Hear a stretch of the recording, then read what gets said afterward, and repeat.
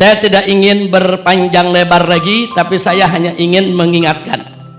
Tadi pembukaan acara kita dibacakan satu ayat di mana Allah menyatakan kepada nabinya alaihi salatu wassalam, faqala ta'ala inna fatahna laka fatham mubina liyaghfira lakallahu ma taqaddama min dzambika wa ma ta'akhkhar.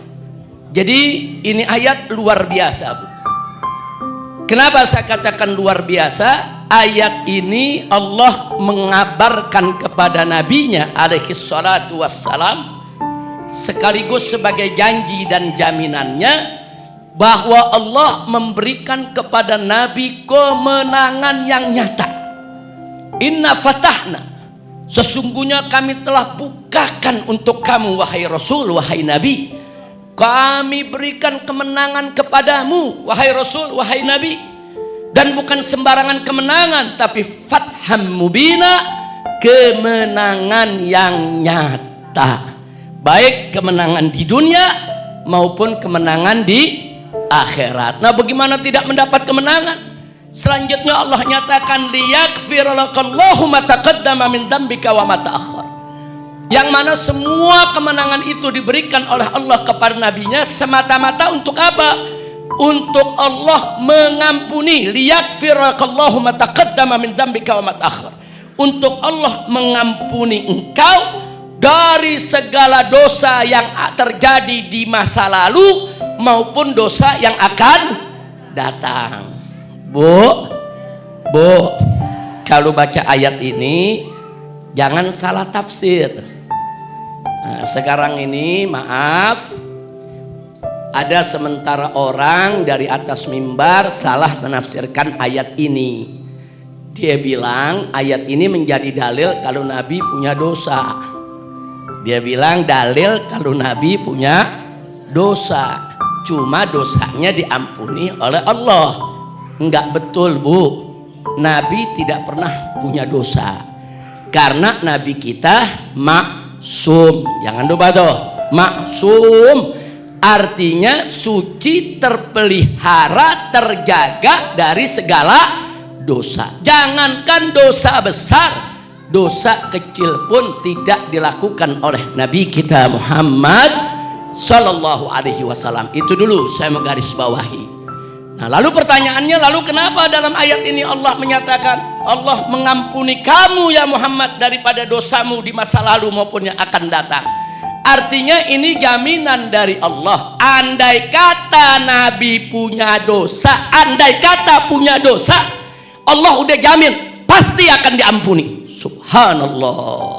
Andai kata punya dosa pasti diampuni. Itu jaminan dari Allah buat kita punya nabi. Tapi tidak berarti nabi kita berbuat dosa. Kira-kira jelas gak, Bu? Bu, jelas gak, Bu? Ada yang bantah lagi. Dia bilang apa? Nabi itu dalam ayat ini disebut punya dosa. Makanya Nabi beristighfar sehari 100 kali. Riwayat lain mengatakan Nabi istighfar sehari 70 kali. Nah, kalau Nabi istighfar berarti Nabi punya dosa. Bu,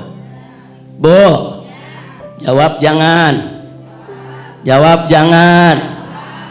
Ibu, Nabi alaihi salatu wassalam, betul, beliau beristighfar dalam satu hari tidak kurang dari 70 kali.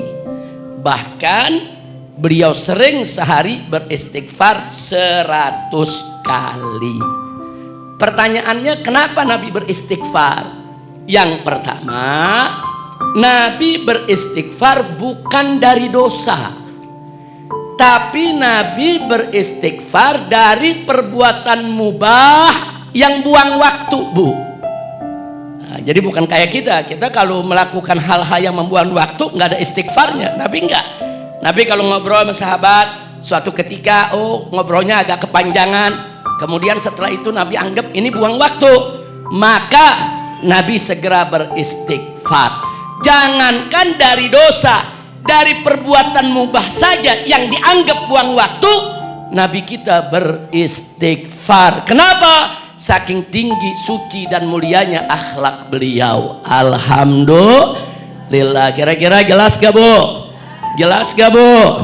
Nah, yang kedua, menurut para ulama Ahlus Sunnah wal Jamaah, Nabi itu setiap hari naik derajat. Bahkan bukan setiap hari, setiap saat. Saat ini derajat Nabi sudah tinggi di sisi Allah. Beberapa saat kemudian derajat Nabi makin tinggi lagi. Beberapa saat kemudian derajat Nabi makin tinggi lagi, terus makin tinggi sampai akhir hayat beliau. Nah, saat beliau naik derajat, kemudian beliau lihat derajat sebelumnya. Oh, ternyata derajat ini lebih bagus daripada derajat yang tadi. Jadi di mata Nabi derajat yang tadi itu masih kurang. Nabi beristighfar dari kekurangan yang tadi. Subhanallah. Kira-kira jelas gak Bu? Bu, jangan orang istighfar langsung dianggap punya dosa. Enggak begitu. Nah, kemudian yang ketiga, bicara tentang istighfar Nabi. Nabi istighfar alaihi salatu wassalam sebagai tasyri'. Apa itu tasyri'? Tasyri' itu sebagai ketetapan hukum supaya menjadi pedoman buat umatnya. Kalau Nabi nggak pernah beristighfar, nanti umatnya nggak dapat contoh istighfar dari Nabi. Dengan Nabi beristighfar, Nabi mengajarkan umatnya begini cara istighfar, begini cara mohon ampun kepada Allah, begini cara mohon maaf kepada Allah. Itu namanya tasyri', ketetapan syariat untuk menjadi pembelajaran buat umat Islam, sehingga umat tahu, oh begitu cara beristighfar. Nah, itu namanya tasyri'. Kira-kira jelas gak Bu? Bu, jelas gak Bu? Baik, yang berikutnya, Nabi sungguh pun beristighfar bukan untuk diri beliau, tapi untuk umatnya. Nah, itu yang gak boleh lupa tuh. Nah, makanya suatu ketika Sayyidatuna Aisyah radhiyallahu taala anha pernah minta kepada Nabi, ya Rasulullah, doain saya dong. Sang istri minta didoain. Kemudian Nabi doain, Allahumma gfir li Aisyah warhamha. Ya Allah, ampuni Aisyah dan rahmati Aisyah. Itu Aisyah begitu dengar doa Nabi khusus untuk beliau, luar biasa senangnya. Senang, betul-betul senang. Ya, namanya istri senang depan suami bagaimana sih Bu? Dia gelandotin Nabi, wah senang udah berdiri saudara, pokoknya dia menunjukkan kegembiraannya. Kemudian ditanya oleh Nabi, ya Aisyah, kamu senang ya aku doakan begitu? Oh senang dong ya Rasulullah. Mana ada aku nggak senang kalau didoain oleh engkau. Yang doain Nabi, yang doain Rasulullah. Akhirnya apa kata Nabi? Ya Aisyah, begitulah aku mendoakan umatku setiap hari. Masya Allah Bu. Nah, mestinya kita senang juga sebagaimana senangnya Siti Aisyah radhiyallahu anha. Jadi nggak main-main doa Nabi doain umatnya. Allahumma gfir li ummati, Allahumma arham ummati. Setiap hari kata beliau doain umatnya. Umatnya belum lahir, dulu kita belum ada, tapi Nabi sudah mendoakan kita semua. Alhamdulillah. Makanya para ulama mengatakan kalau Nabi berdoa bukan hanya untuk dirinya, kalau Nabi beristighfar juga bukan untuk dirinya, tapi istighfar untuk umatnya. Yang kelima, istighfar Nabi tidak lain dan tidak bukan sebagai syafaat untuk seluruh umat Islam, saudara. Alhamdulillah, karena kita tahu Nabi adalah pemilik asyafaatul kubra, asyafaatul uzma. Syafaat yang sebesar-besarnya syafaat dimiliki oleh Nabi kita Muhammad sallallahu alaihi wasallam.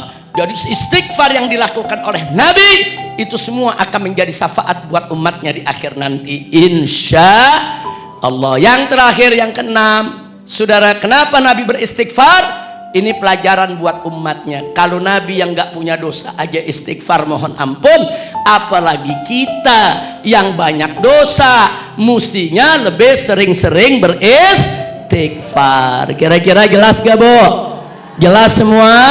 Alhamdulillah.